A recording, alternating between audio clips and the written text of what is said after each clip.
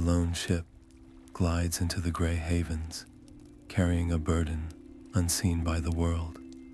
Gandalf the Grey steps onto the shores of Middle-earth, his mission to guide its free peoples against a shadow they do not yet fear. He feels the immense weight of this task, a solitary guide in a land still at peace. The quiet harbor, a stark contrast to the turmoil he knows is coming. By the end of this story, you will understand the secret beginnings of a legend and the fragile hope that arrived with an old man in a gray cloak. What ancient power did the Elven Lord entrust to him before he even began his journey? And why was Gandalf himself filled with doubt? Wherever you are in the world right now, and whatever the hour, I would love to know what the local time is where you are listening. What quality do you think is most essential for someone who must stand against the dark? Far across the sea, in the undying lands, a council of ancient powers gathered. The Valar, those beings who shaped the world, saw the shadow stretching from the east and knew they could not meet force with force. To do so would shatter the very lands they sought to protect. Their solution was one of profound wisdom and subtlety. They chose 5 emissaries, the Istari, from their own kind. These were not to be conquerors or warrior kings. Their charge was a gentle one, to guide and to unite, to counsel the hearts of elves and men with wisdom, not dominion. For the free peoples could only be saved if they chose to save themselves. Among these 5 was Gandalf, known then by another name, and though his spirit held a light of immense power, he felt a tremor of uncertainty. To be cloaked in the flesh of an old man was to know limitation, to feel the weight of time and the frailty of a form that could know fear and doubt. He accepted the staff and the gray robes not as a prize, but as a burden, vowing to use his deepest weapon, his wisdom, to kindle courage in others. The long voyage across the sundering seas was a quiet prelude, a time of reflection for the gray pilgrim.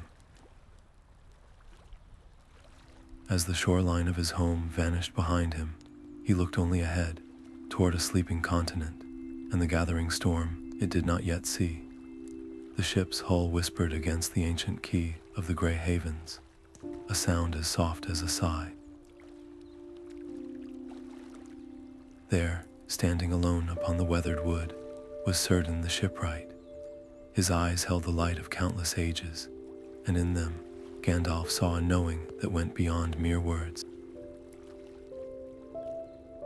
No grand welcome was spoken, for none was needed between such beings. Instead, Círdan extended his hands, and in them lay a ring of great power, its band of gold set with a single red stone.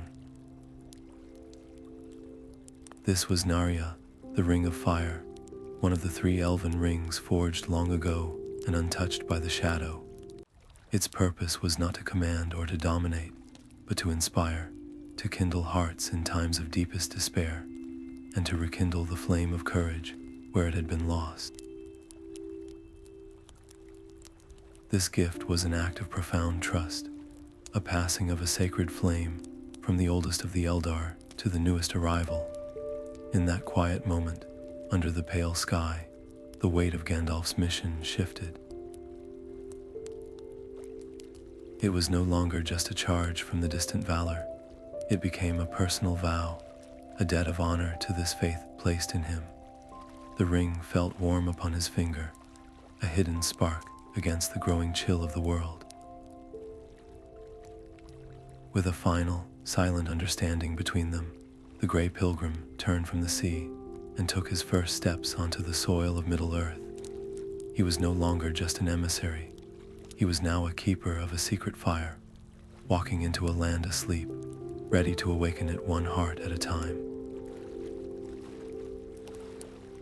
The forest paths of Lindon were carpeted with centuries of fallen leaves, muffling the sound of his own footsteps.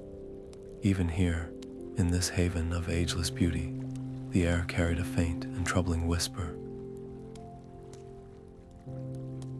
It was not a sound for mortal ears, but Gandalf perceived it clearly, a discordant note threading through the ancient song of the trees, a chill breath from the distant east. His first task was no longer a matter of simple introduction. It was an urgent need to listen, to learn the true state of this world from those who had watched it the longest. He sought out the elven lords and lore masters in their secluded clearings and under canopies of silver leaves. He sat with them not as a teacher, but as a student, sharing pipes of fragrant leaf and listening to their tales of fading glory and growing shadows. They spoke of a darkness stirring in forgotten places, a malice that was no longer just a memory in old songs. Through their words, Gandalf began to map the unseen landscape of the threat he faced. The path ahead was a tangled one, without a clear destination, but every story he heard, every hint of fear or resilience he observed, was another step on the long road he had chosen. He was gathering the threads of a story far greater than himself, preparing to weave them into a defense not of armies, but of hope itself. But the whispers he heard among the elves were more than just stories. They were the echoes of a profound and growing sorrow. Sitting with the high elves in their sun-dappled glades, Gandalf shared with them the light and music of Valinor, memories that brought both joy and a sharp ache of longing to their fair faces. In return, they confided in him a deeper unease. Their own power, they felt, was waning with the passing years, their magic slowly retreating like a tide that would not return. They spoke of dark things creeping back into the world's forgotten corners, shadows that moved with a purpose that felt all too familiar. It became clear to Gandalf that the elves, for all their wisdom and grace, were preparing for a long twilight, a gradual withdrawal from the world they had loved for so long. They could not stand alone against this shadow.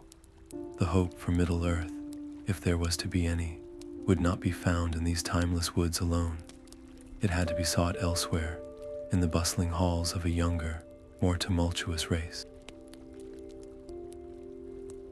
The elves' sorrow was not a surrender, but it was a catalyst. It solidified a new purpose in the Grey Pilgrim's heart. His path was now clear. He would leave the ancient refuge of Lindon and turn his eyes eastward to seek out the kingdoms of men and the deep delvings of the dwarves, to see for himself what strength yet remained in the hearts of those who called this mortal world their home. The greenway stretched east from the fading grandeur of the elven lands, a ribbon of packed earth trod by the boots of common folk. Here, Gandalf walked among men, his grey cloak drawing little more than a curious glance from farmers tending their fields and shepherds guarding their flocks. Their lives were built upon the soil, resilient and uncomplicated, a stark contrast to the ancient sorrows he had just left behind. In the bustling village of Bree, where the houses of men and the curious round doors of hobbit holes stood side by side, he found a different kind of wisdom. It was not written in any book, but spoken in the low murmur of the common room at the Prancing Pony.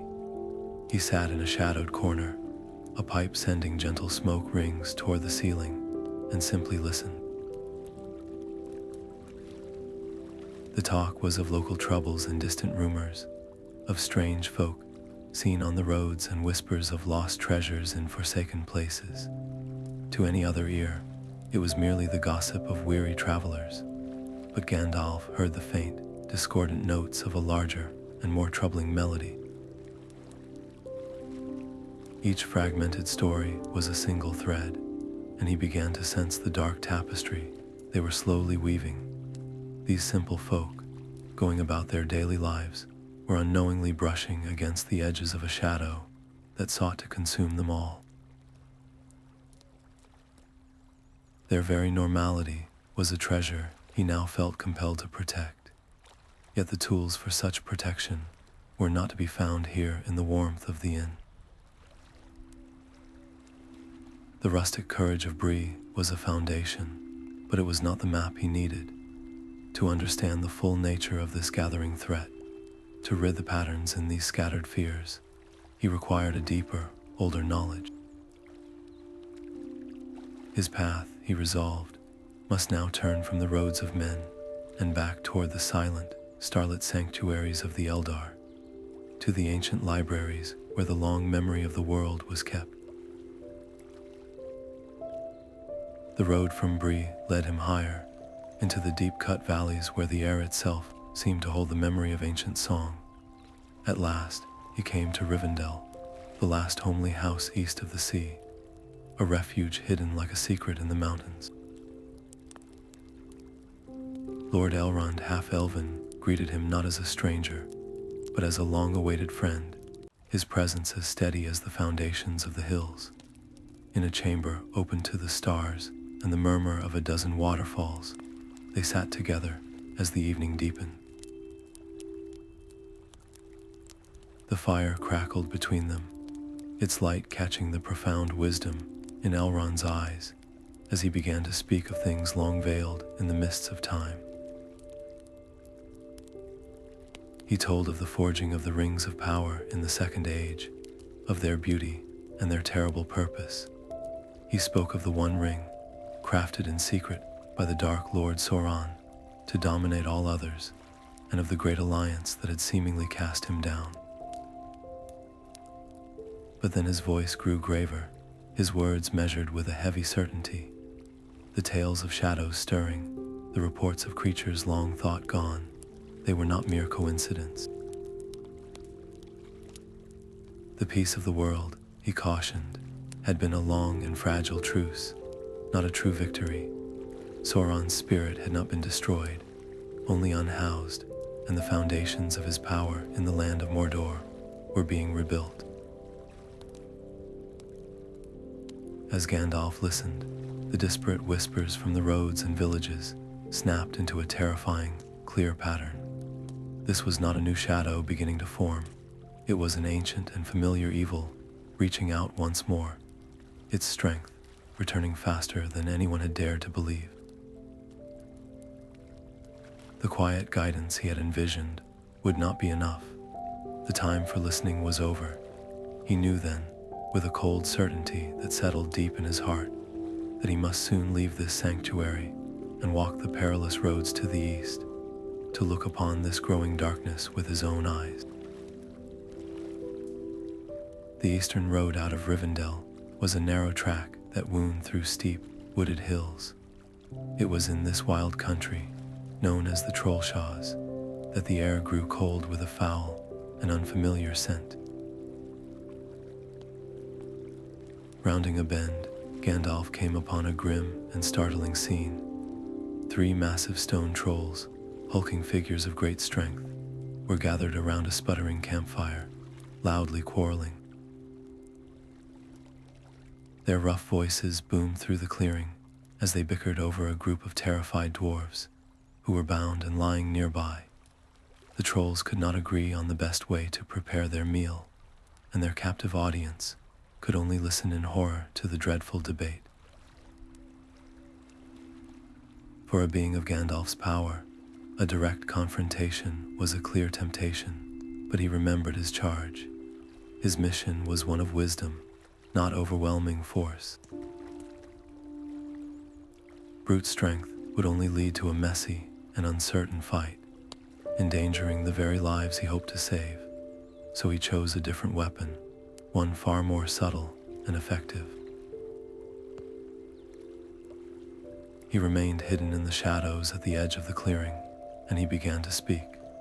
Disguising his voice, he mimicked the gruff tone of one troll and then another, skillfully fueling their argument. He suggested one cooking method was too tough, another far too bland, until the three simple-minded brutes were so consumed by their own disagreement, they forgot the passage of time entirely. They shouted and shoved one another, their attention completely diverted from their prisoners and the horizon. As their furious debate reached its peak, the first sliver of dawn broke over the hills. A pale light touched the clearing, and the trolls, caught mid-argument, let out roars of surprise that were swiftly cut short. Their flesh grew hard and cold, their forms twisting into rigid, silent statues, forever captured in a moment of foolish rage. Gandalf stepped from the trees and quickly cut the dwarves free. Their gratitude was immense, a fierce and immediate loyalty, forged in that moment of deliverance. This small, clever victory in the Trollshaws was more than a simple rescue. It was a profound lesson. It proved that the greatest power against a thoughtless enemy is not a stronger arm, but a sharper mind. It was a truth Gandalf would carry with him, a quiet assurance that even in the face of immense darkness, a spark of wit could kindle the flame of hope. The gruff leader of the dwarves, a formidable figure named Thror, bowed his head not in submission, but in a gesture of profound respect. His voice, rough as mountain stone, rumbled with an oath that his people never gave lightly. "We owe you our lives, Grey Pilgrim," he declared, and from this day, the line of Durin remembers its friends. As they shared a simple meal by the petrified trolls, Thror's gaze grew distant, looking eastward toward a memory of towering stone and glittering halls. He spoke of Erebor, the lonely mountain, their magnificent kingdom under the mountain, a place of unparalleled craftsmanship and wealth. Then his voice darkened, describing a desolation, a winged shadow of fire that descended from the sky, a dragon of immense and terrible power named Smaug. The great worm had driven them from their home, scattering Thror's people into a bitter and wandering exile, their legacy lost to a creature that now slept atop a golden hoard. Gandalf listened, his pipe resting forgotten in his hand, as the story of the dwarf king's loss wove itself into the fabric of his own thoughts. This was not merely a tale of a single dragon. It was a symptom of a deeper sickness in the world. A creature of such greed and destructive power, left unchecked in a strategic stronghold, was a weapon waiting for a hand to guide it, a vulnerability that the growing shadow in the east could one day exploit. The seed of a future plan, vast and perilous, was planted deep within his mind. When they parted ways, the dwarves marching toward their uncertain future, and Gandalf turning back to his solitary road, their fates were now subtly intertwined. The troubles of elves and men were now joined by the lost kingdom of the dwarves, another vital piece in the great defense he was beginning to envision, a puzzle where every race held a key. The path soon left the open downs and descended into the deep, tangled twilight of the old forest. Sunlight became a rare and filtered memory here, the air thick and heavy with the scent of damp earth and ancient, sleeping things. This was no ordinary wood. The trees themselves seemed to crowd in, their gnarled roots twisting across the path as if to trip the unwary, their branches leaning close to listen. A profound and watchful malice seeped from the very soil, a presence far older than the shadow in the east. It was a sullen, territorial anger, and at its heart, Gandalf could feel the slumbering will of Old Man Willow, a being of immense and grumpy power, who despised any two-legged creature that dared walk beneath his limbs. This was a land that could not be fought with sword or spell, for the forest itself would rise against you. Instead, Gandalf paused, closing his eyes and reaching not for force, but for memory. He began to hum, a low and simple melody that was not a command, but a reminder. It was a song of deep roots and starlight on leaves, of quiet growth and the turning of peaceful seasons, a fragment of the very music that had sung the world into being long ago. The effect was not dramatic, but it was profound. The creaking of the branches softened. The oppressive feeling of being watched slowly eased, as if the forest had let out a long-held breath. The path ahead seemed to clear, not by magic, but by a subtle, grudging permission. He had not conquered the old forest. He had reminded it of a shared past, of a time before its heart grew bitter. Walking on, the lesson settled deep within him. Power was not always a flash of light or a clap of thunder.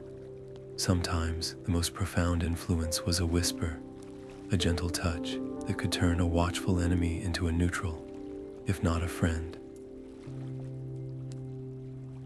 This understanding of the land's own spirit, its capacity to be either a fierce ally or a relentless foe, would become a cornerstone of his wisdom in the long years to come.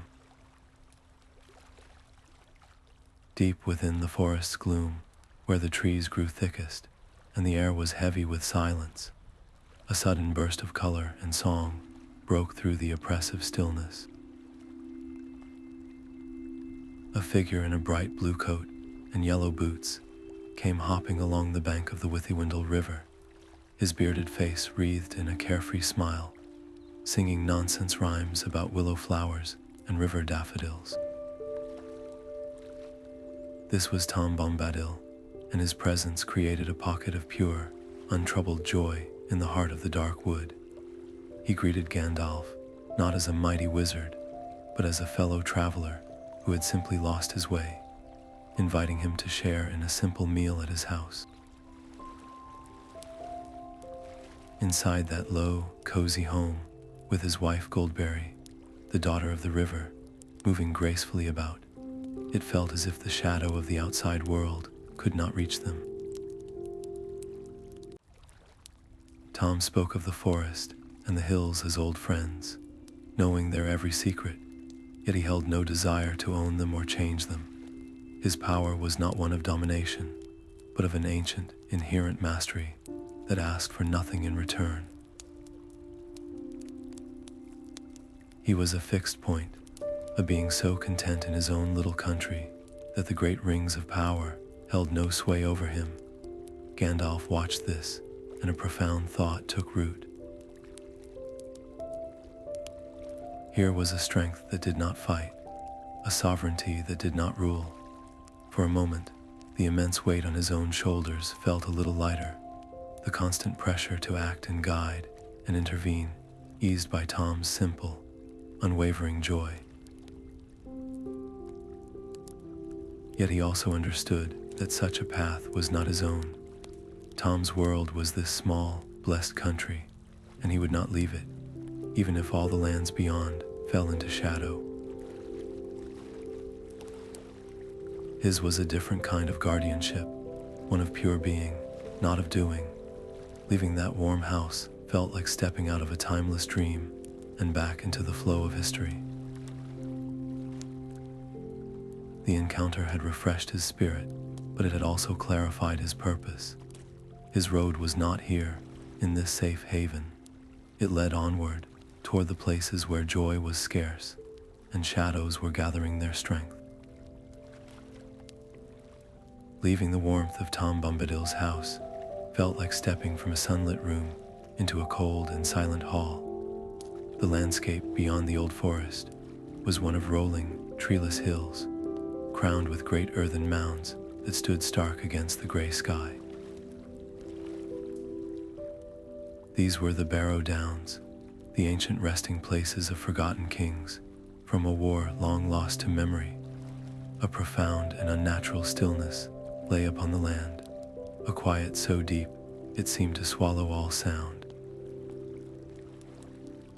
As Gandalf climbed the grassy slopes, a chill mist began to curl from the ground, coiling around his legs like cold fingers. The air grew heavy, and a deep, gnawing cold seeped into his bones, a chill that no fire could ever hope to warm. From the largest of the barrows, a low, mournful chanting began to echo, a sound that spoke of endless night and a malice that refused to rest. Shadows detached themselves from the standing stones, taking the form of pale, grasping hands and hooded figures with eyes of cold, green light. The Barrow Wights had awakened, drawn by the living presence trespassing upon their domain. Their will was a tangible force, a spell of dread and despair, meant to still his heart and lure him into the dark, stone chambers beneath the earth. For a moment, the very light within him felt dim and distant, threatened by this ancient spiritual cold. Then, with a surge of purpose, Gandalf raised his staff high. He did not call upon a complex spell, but upon the fundamental authority of his origins. A pure, white light erupted from the staff's tip, piercing the mist like a sudden dawn. It was not a light of mere illumination, but of essence, a radiance that was anathema to the clinging shadows. His voice, no longer that of a weary traveler, rang out with a power that shook the very stones. In the name of the valor who shaped this world, he commanded, "I bid you begone. Return to your silent slumber." The wights recoiled, their green light flickering and fading before that cleansing blast. Their mournful chant became a shriek of frustration and fear, and they shrank back, dissolving into the mist and retreating into the deep, dark mouths of their tombs. The oppressive chill lifted, and the natural sounds of the wind returned. Standing alone on the now quiet downs, Gandalf understood something crucial. The shadow he faced was not merely a physical army gathering in the east. It was a sickness that touched the very spirit of the land, awakening ancient sorrows and feeding on forgotten fears. Every victory, whether against a troll's brute strength or a wight's spectral malice, was a reclamation of light, a reminder that the world was worth fighting for, inch by haunted inch. The quiet hills of Eriador held a different kind of watchfulness than the ancient forests. Here, the guardians were not trees or spirits, but men, their faces weathered by wind, and their eyes holding the long memory of a fallen kingdom. It was in a secluded valley, far from any well-trodden path, that Gandalf met one of the rangers of the north. The man moved with a silence that spoke of a life lived in the wild, his cloak the color of stone and shadow, and in his lineage one could see the faint, proud echo of kings. He was a forefather of Aragorn, though that name and destiny were yet far in the future. They shared a meager campfire, its small flame a defiance against the vast, dark landscape, and the ranger spoke of his people's long, lonely vigil.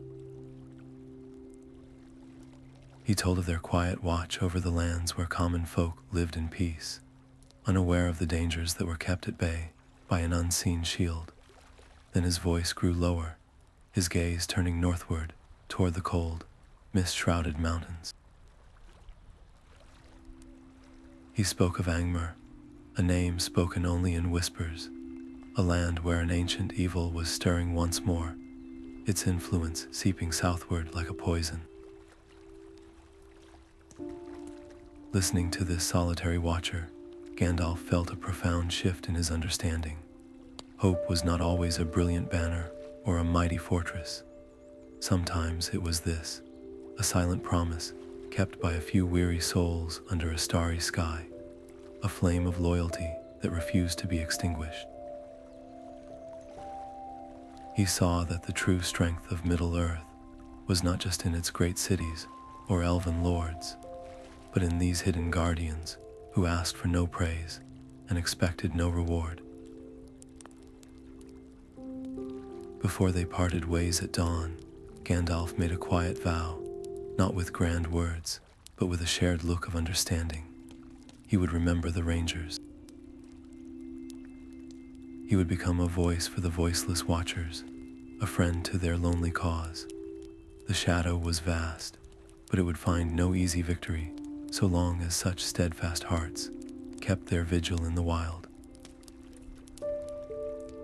The wind that swept across the plains of Eriador carried a deeper chill here, whistling through the broken teeth of forgotten ramparts. Gandalf stood before the ruins of Fornost, the fallen capital of the North Kingdom. Crumbling walls traced the ghost of a great city against the sky, their stones scarred by fire and a malice that had outlasted centuries.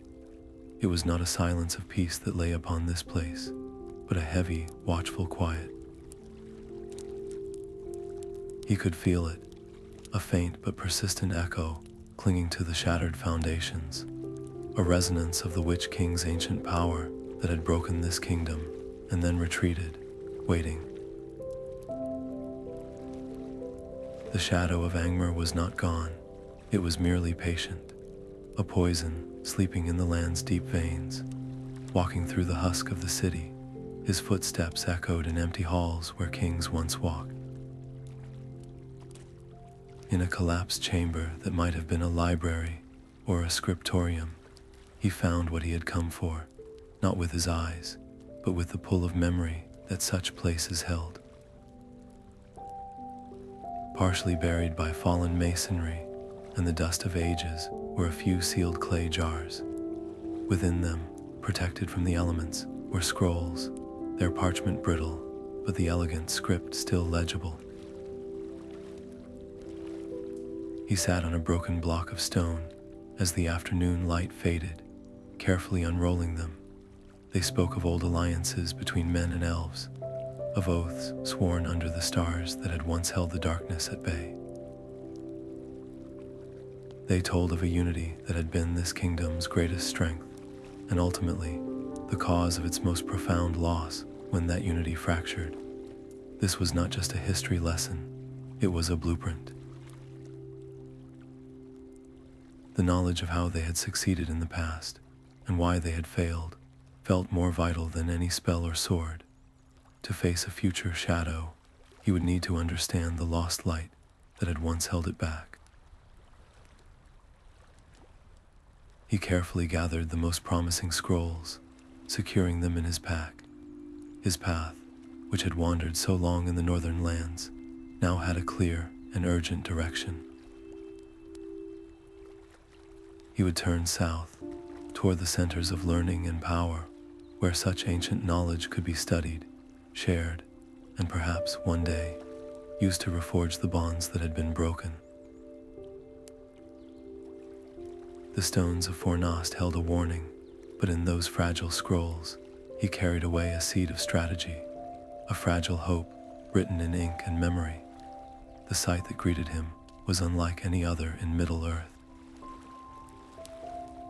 Rolling green hills were dotted with round, cheerful doors, and the air hummed not with ancient magic, but with the simple sounds of garden work and children's laughter. This was the Shire, a land that seemed to have drawn its borders against the very concept of worry. The hobbits who bustled about gave the tall, gray-clad stranger curious glances, their brows furrowed for a moment before they shrugged and went back to their planting or their talk of the best pipe weed. Their suspicion was a fleeting, surface thing, born of a deep contentment with their own small world. Gandalf felt the weight of the Barrow-downs and the ruins of Fornost lift from his shoulders, replaced by the warm scent of baking bread and freshly turned earth. He was welcomed not with ceremony, but with a practical hospitality, offered a seat by a fire and a mug of good ale. In their simple joys, their fierce love of good food and fine company, he saw something profoundly valuable. It was not the strength of arms or the depth of lore, but a different kind of power altogether, a resilience of the spirit. These little people, so focused on the comfort of their own homes, possessed a stubborn courage they themselves did not recognize, a fortitude that could, perhaps, withstand shadows that would break a prouder heart. He made a quiet, personal vow then to keep a friendly and watchful eye on this peculiar folk, for in their unshakable normality, he sensed a secret, unacknowledged strength, a final, crucial bulwark that the darkness had not even thought to account for. The gentle hills of the Shire became a kind of sanctuary for the wandering wizard, a place he returned to again and again.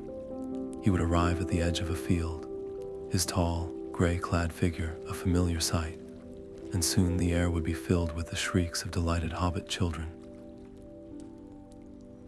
With a flick of his fingers and a whispered word, he sent pinwheels of colored fire spinning into the twilight sky, crafting blossoms of silver and gold that burst without a sound. For them, he was not a weary guardian of Middle-earth, but the marvelous Gandalf, the bringer of stories and wonders. Yet these visits were more than mere amusement. In the midst of his immense burdens, the simple, unshakable joy of the Shire was a balm, a living reminder of the precise peace he was striving to protect from the gathering shadows. It reaffirmed the value of a quiet evening, a good meal, and the laughter of children, things that seemed so fragile against the darkness he knew was coming. It was here, among the comfortable routines of Hobbiton, that he found a friendship that would quietly shape the future. Belladonna Took was unlike any hobbit he had ever met. While her neighbors focused entirely on the prosperity of their pantries and the perfection of their gardens, Belladonna possessed a spark of daring curiosity in her eyes. She listened to his tales of distant mountains and elven cities, not with polite disbelief, but with a hungry wonder, asking sharp questions about the roads he had traveled and the languages he had heard.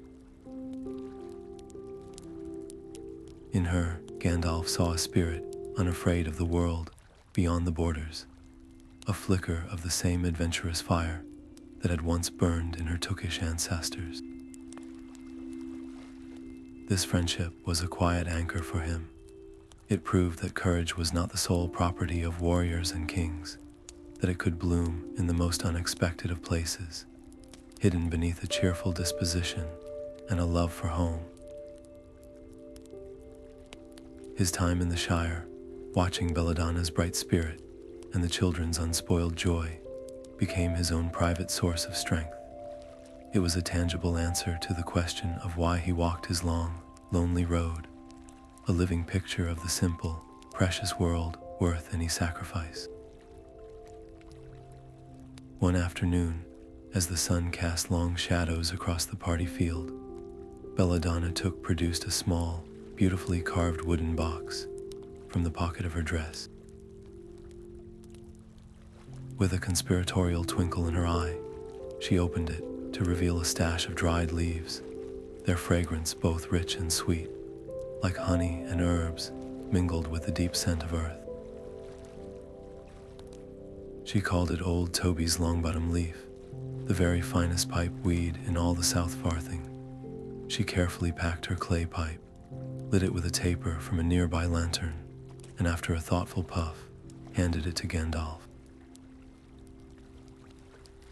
He took it, his long fingers curling around the warm bowl, and drew the smoke into his mouth. The flavor was a revelation, a slow, creamy warmth that carried the essence of this peaceful land itself, a taste of sunlit fields and quiet afternoons. They sat in comfortable silence under the vast, sheltering boughs of the party tree, watching the smoke rings drift and merge in the still air. In that moment, the weight of his endless journey, the whispers of shadow, and the memory of Barrow Wights, all of it melted away. This was not an escape, but a restoration, a profound and simple peace that settled deep within his spirit. He knew then that this small pleasure, this shared quiet with a curious hobbit lass, was a treasure he would hoard more carefully than any gem. It was a memory of pure, uncomplicated joy to cling to when the road grew dark and hope felt thin. This simple act of sharing a pipe forged a bond that day, a friendship that would not end with Belladonna, but would ripple forward through time, touching the lives of her children and her children's children, a quiet legacy of peace in a world rushing toward war. The sky above the Shire had never felt so vast, nor so empty, as the day the great eagles descended. Their immense shadows swept across the green hills like storm clouds, a sight that sent hobbits diving for cover under their garden hedges. The Lord of the Eagles himself landed in the field near Bag End, his golden eyes holding a grim message. He spoke of organized bands of orcs, no longer just scattered raiders, moving with purpose through the high passes of the Misty Mountains. Their numbers were growing, their movements coordinated by a will that was cunning and cruel. This was not random malice, it was the first stirring of an army, a shadow taking tangible form in the world of stone and flesh. The news struck Gandalf like a physical blow, severing the last fragile thread of his idol. The time for gentle guidance and quiet observation was over. He bid a hurried, heartfelt farewell to Belladonna and the other hobbits, their faces a mixture of awe and confusion. There were no long goodbyes, only a promise to return when he could, a promise that felt terribly fragile as he turned his back on the cozy round doors and the scent of pipe weed. The road ahead was no longer a path of discovery, but a direct march toward the heart of the gathering storm. He adjusted his grip on his staff, the familiar weight of it now a comfort and a burden, and set his face toward the east, where the mountains waited and the shadows were rising. The thin air of the high pass bit at his lungs with a cold that felt almost intentional. Each step was a careful negotiation with the mountain itself, his staff finding purchase on icy stone where a lesser traveler would have surely fallen. He was a lone gray figure, moving against an endless expanse of rock and sky, a tiny spark of consciousness in a world of ancient, indifferent stone. Below, in the shadowed ravines, he could hear the distant, guttural shouts of a goblin band, their crude language echoing like the cracking of stones. A direct confrontation here, on their terrain, would be a foolish waste of his strength and his mission. Instead, he paused, planting his staff firmly on the narrow ledge. He did not call for a storm or a flash of fire. He reached out with his will, not to command the mountain, but to ask a favor of the air itself. He whispered to the mists that clung to the higher peaks, coaxing them downward. A thick, gray blanket of fog began to roll silently into the pass, swallowing the jagged peaks and filling the deep valleys, until the world was reduced to a few feet of damp stone and the sound of his own breathing. The goblin shouts became confused, then faded entirely, lost in the all-concealing whiteness. This was not a retreat, but a strategic choice, a lesson he had learned well. Sometimes, the most powerful act was to become unseen, to move through the heart of danger without provoking a battle. As he continued his climb, the mist clinging to his robes like a ghostly ally, he knew the eastern lands that lay beyond this barrier would hold dangers far greater than a band of wandering goblins. He was stepping from the known world into a realm of deepening shadow, where every step would need to be as silent and considered as this one. The path down from the misty peaks opened onto a sight that stole the very breath from his lungs. Dimrill Dale lay spread below him, a vast bowl of emerald green, cradled by stern, gray mountains. A lake of profound blue, Mirror lay at its heart, so still it seemed to hold a second, more perfect sky within its depths. The air was sharp and clean, filled with the scent of pine and cold water, a beauty so pure it felt like a lament. His eyes were drawn inexorably to the western side of the valley, to the gaping, dark mouth hewn into the mountainside. The gates of Durin, once they had shone with mithril and the light of a thriving kingdom, the great dwarven city of Khazad-dûm, whose halls had echoed with the ringing of hammers and the deep-voiced songs of a mighty people. Now, only a profound and watchful silence flowed from that darkness. He felt the loss not as a story from a scroll, but as a physical ache in the air, the memory of a glory that had been utterly extinguished. This was not the slow fading of the elves or the ruined stones of a human city.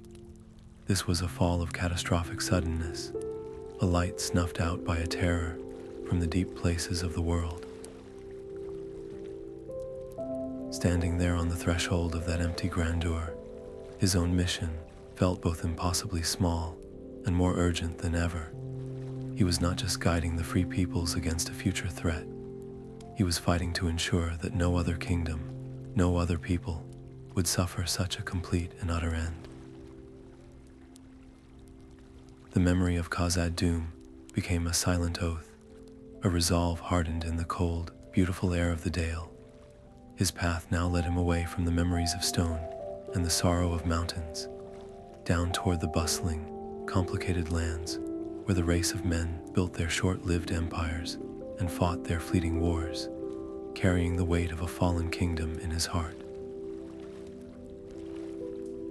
The great river Anduin was a silver artery cutting through the heart of the land, its currents carrying stories from the high mountains down to the distant sea. Gandalf followed its winding course, watching the world change with every mile. On its western banks, he met the hardy woodmen, their villages built strong against the encroaching gloom of the forest they called Mirkwood. Their lives were a constant, quiet struggle, felling trees for their palisades and keeping watchful fires burning through the night. Further north, he encountered the Beornings, a fierce and solitary folk who carved their halls from great timbers in the open vales. Their chieftain, a man of immense stature and gruff hospitality, spoke of shapes that walked in the twilight and a growing boldness among the forest's darker things. These people did not live in peace. They lived in a state of armed and watchful truce with the shadow at their doorstep. Their very existence was a form of resistance, a testament to the stubborn will to endure. But in their tales, told over honey cakes and strong mead, one name was always spoken in a hushed tone, a name that coiled in the air like a winter draft. The Necromancer of Dol Guldur. It was not a title of a petty sorcerer or a local chieftain. This was a name that spoke of a power over life and death itself, a presence that defiled the ancient fortress on its dark hill and poisoned the very air of the great forest. For Gandalf, this was the moment the formless shadow gained a face. The vague unease he had felt from Lindon to Rivendell, the scattered reports of orcs and waking dread, all of it now flowed toward this single, terrible point in southern Mirkwood. His journey of listening was over. He could no longer merely observe the symptoms of this sickness. He had to confront its source. He had to look upon the necromancer's domain with his own eyes to understand the nature of this evil before its roots could strangle all the free peoples of the Anduin. The whispers in the woodman's village carried a chill more biting than the mountain air. Huddled around their great hearth, their faces etched with a grim endurance, they spoke of a blight upon the southern reaches of Mirkwood. They told of a shadow that did not retreat with the dawn, a place where the very trees had grown twisted and hostile, and where travelers who ventured too close never returned. Worse still were the tales of the silent mounds where their ancestors rested, graves found disturbed not by animals, but by a will that defied the natural order. They called this power the Necromancer, a name spoken so low it was almost lost in the crackle of the fire. It was not merely a story of a local spirit or a territorial beast.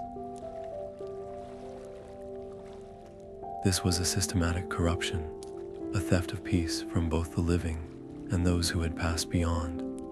Listening to these accounts, a cold dread settled in Gandalf's heart, a dread far colder than any he had felt in the Barrow-downs.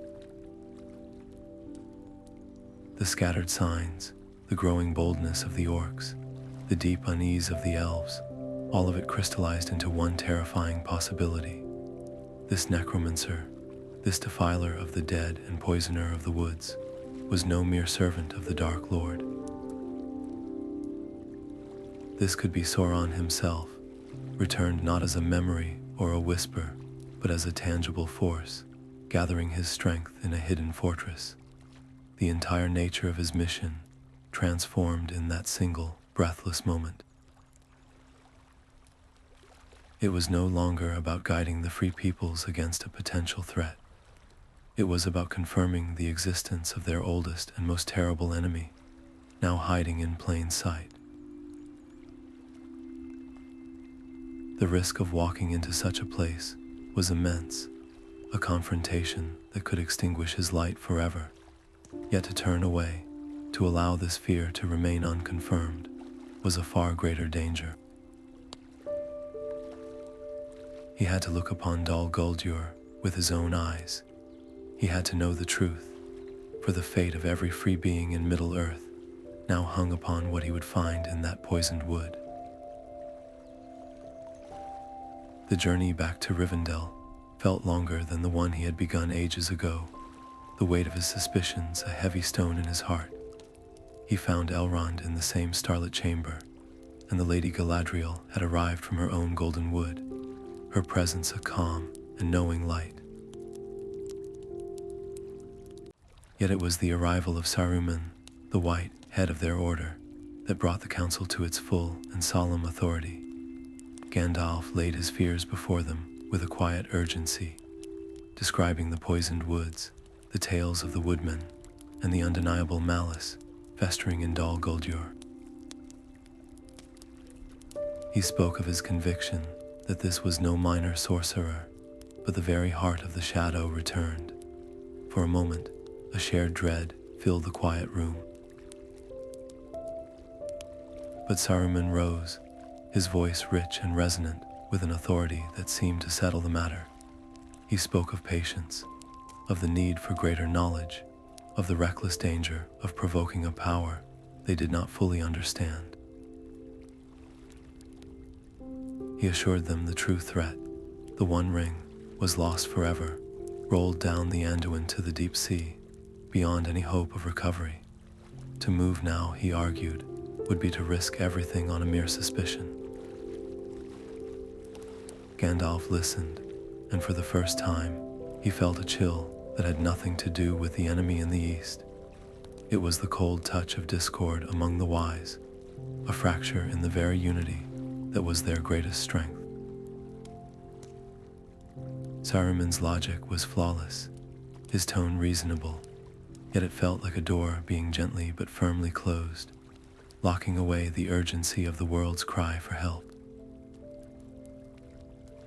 Saruman's voice was smooth as polished marble, yet it carried a weight that seemed to press the very air from the room. His argument was not born of caution, but of a deep and hidden pride. He spoke of the need for order, for a measured and centralized approach to all matters of ring lore, a knowledge he believed should be gathered and controlled by the head of their order alone.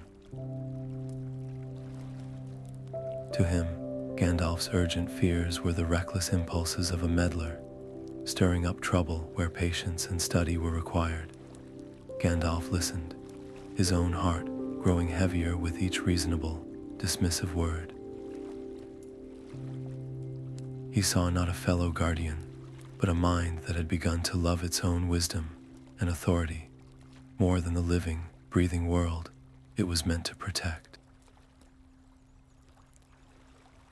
This was a conflict that could not be won with swords or spells, a subtle poison of the spirit.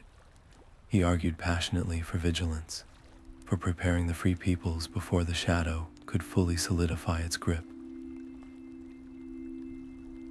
But his words were met with the immovable mountain of Saruman's authority, and the council, though troubled, deferred to the White Wizard's judgment. The meeting ended not with a plan, but with a quiet, chilling dismissal.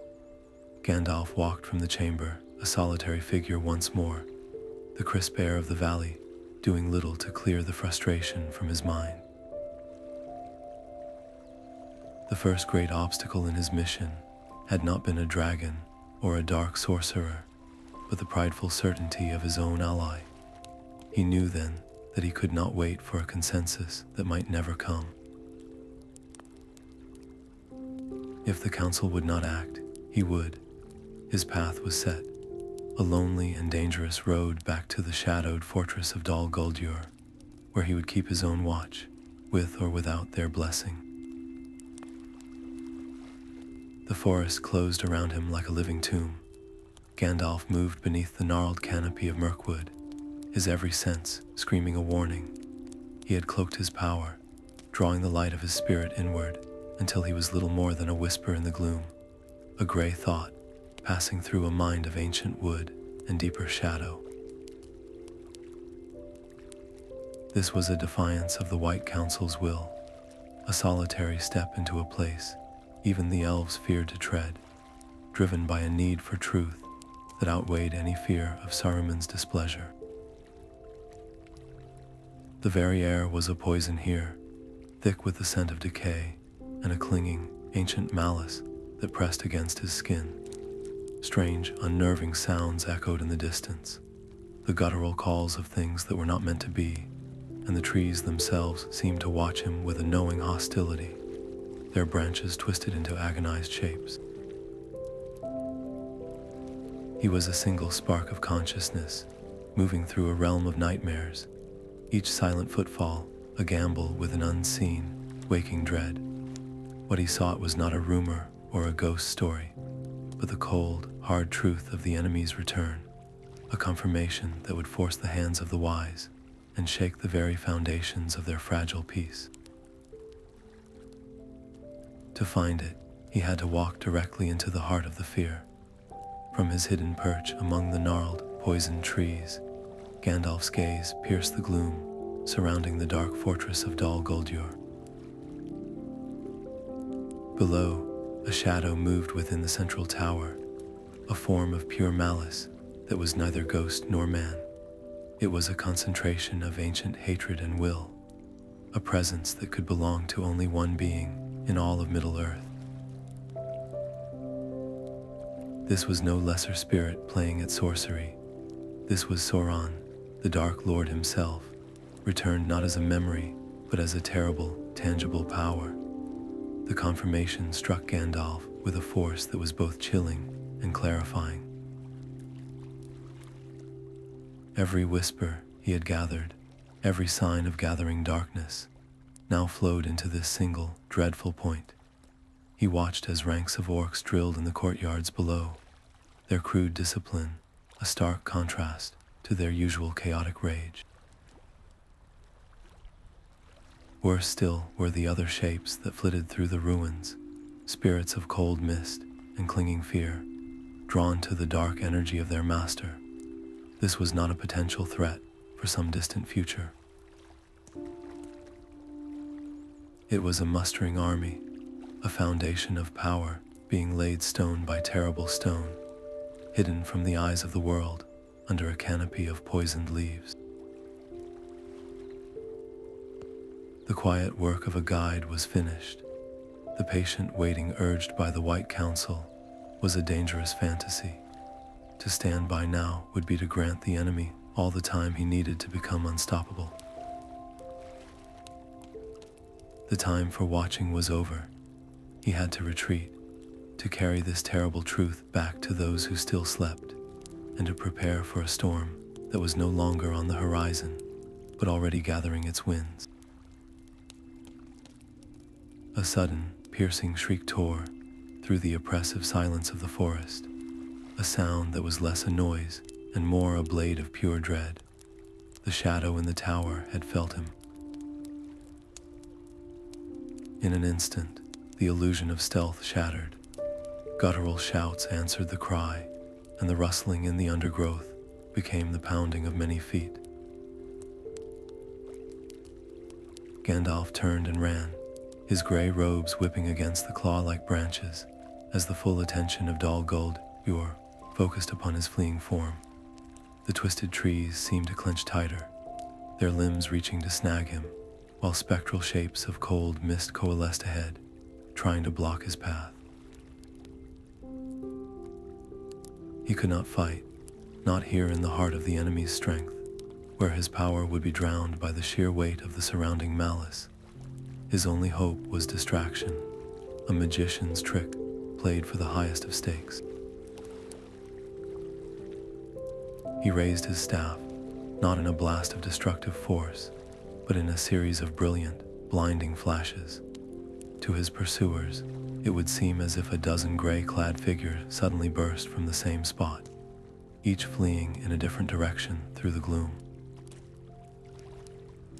He wove illusions of sound, the crackling of heavy footsteps, leading away from his own silent, desperate sprint. The forest erupted in a chaos of confused snarls and shrieks, as the orc bands clashed with each other in the disorienting light, chasing phantoms while the real threat slipped away. One of the cold wraiths, more cunning than the rest, glided through a solid wall of thorns, its icy presence washing over him. Gandalf felt a wave of despair, a numbing cold that threatened to still his very heart. With a final, gasped word of command, he channeled the last of his concealed energy into a shield of pure white light. The wraith recoiled with a hiss, its form flickering, and in that precious second, he broke through the last line of trees and into the slightly clearer woods beyond. He did not stop running until the poisoned air began to thin, and the normal sounds of a living forest timidly returned. Leaning heavily against a healthy oak, his breath ragged, the reality of his vulnerability was a cold stone in his stomach. He had confirmed the gravest truth imaginable, but he had also learned a more personal, humbling lesson. Against the gathered might of the returned Dark Lord, even a Maya, in the guise of an old man, was perilously close to being extinguished. The message he carried was no longer just a warning. It was a scream for action, bought at the price of his own near destruction. The path back to Rivendell was a blur of haste and grim purpose. Gandalf carried no scroll or captured trophy as proof. Only the chilling clarity burned into his memory, a truth that now screamed for action. When he stood once more before the White Council, the air in Elrond's chamber was thick with a tension far heavier than before. He did not need to plead or persuade this time. He simply laid out what he had seen with his own eyes, the undeniable presence of the Dark Lord himself, marshalling his forces in the heart of Mirkwood. His account landed not as a theory, but as a cold, hard fact that could no longer be ignored. A profound silence followed his words, broken only by the soft whisper of the waterfalls outside. Even Saruman the White, his face an unreadable mask, could not refute the direct testimony of a fellow Istari.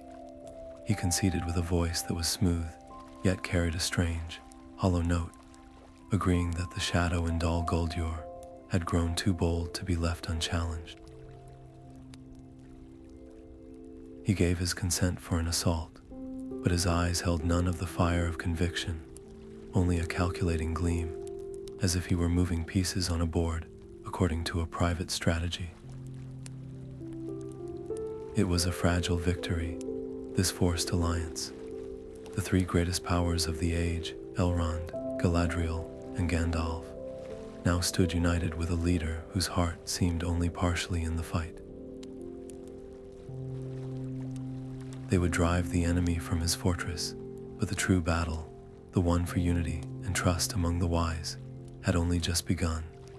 The fate of Middle-earth now hinged on this precarious union, a coalition forged not from shared hope, but from the unavoidable glare of a shared threat.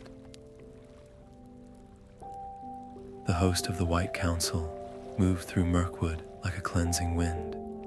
Elven warriors in silver mail sliced through the tangled undergrowth, their blades meeting the guttural roars of orcs with a deadly, singing grace. Gandalf, no longer a hidden observer, stood beside Elrond and Galadriel, his staff blazing with a white fire that burned away the clinging shadows. The assault was not a battle for territory, but a surgical strike against the heart of the infection. They pressed toward the dark tower, their combined light pushing back the forest's deep-seated dread until they stood before the gates of Dol Guldur itself. Inside the cavernous, reeking hall, the necromancer awaited, a formless pillar of shadow and hate. Gandalf stepped forward, planting his staff on the stone floor.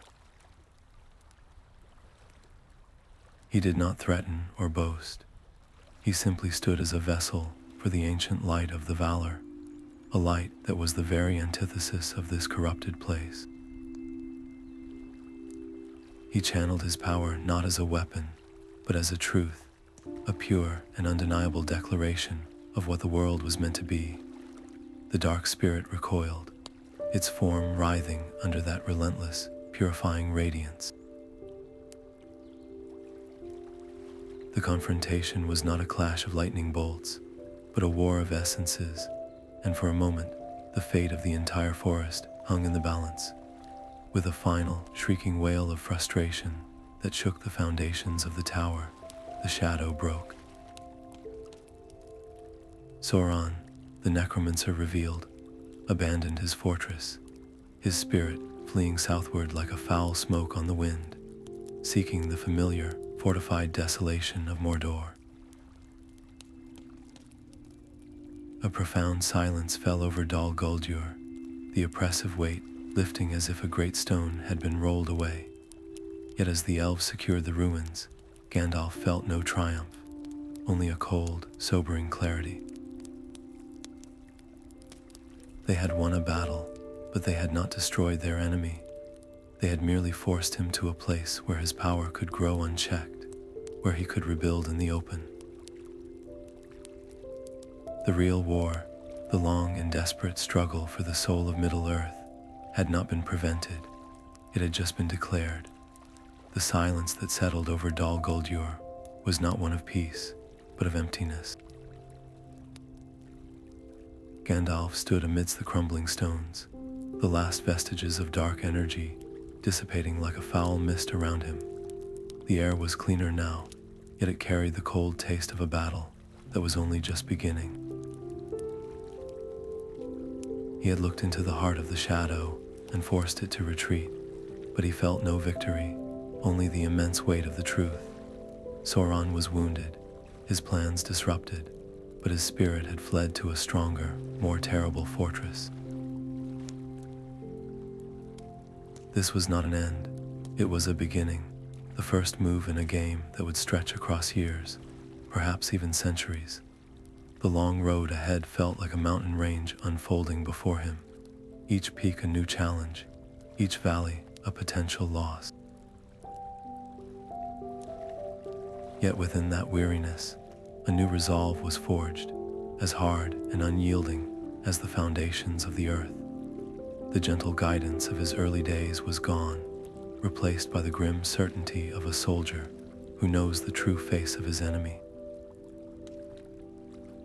This first major blow had been necessary, a declaration that the free peoples would not sleep while the darkness gathered, but it had also torn away any last illusions of a quick or easy peace. The real struggle, the patient, wearying work of uniting a fractured world against a single ancient foe, was now his to bear. The road back to the Shire was long, each mile a weight upon his shoulders, but the sight of its gentle green hills was a balm to a spirit worn thin by shadow. Under the familiar party tree, he sat with Belladonna Took, the sweet scent of old Toby's leaf, weaving a quiet peace between them. They spoke little, their silence a comfortable understanding, as the first stars pricked the deep blue of the evening sky. In the unshakable comfort of this place, in the simple act of sharing a pipe with a friend, the grim memory of Dol Guldur began to lose its sharp, chilling edge. Here, there were no armies mustering, no ancient evils stirring, only the rustle of leaves and the distant laughter of hobbit children at play. This was not a denial of the darkness gathering in the world, but a profound reminder of what that darkness sought to extinguish. The stubborn, simple joy of the Shire was a kind of courage all its own, a resilience that did not need to shout its name to be true. He knew his rest was fleeting, that the road would soon call him away to councils and dangers anew. Yet as he watched the smoke rings drift upward to join the stars, he felt a quiet, steady flame rekindle within him. The long fight ahead was for the preservation of such moments, for the right of all free folk to enjoy a quiet evening under a starry sky, unaware of the shadows that a few weary guardians held at bay. For now, in this small corner of the world, there was peace, and that was enough. The gentle rustle of the party tree's leaves was a language of its own, a quiet testament to a world still at peace. In that stillness, Gandalf allowed his mind to wander back across the long road he had traveled since first stepping onto the shores of Middle-earth.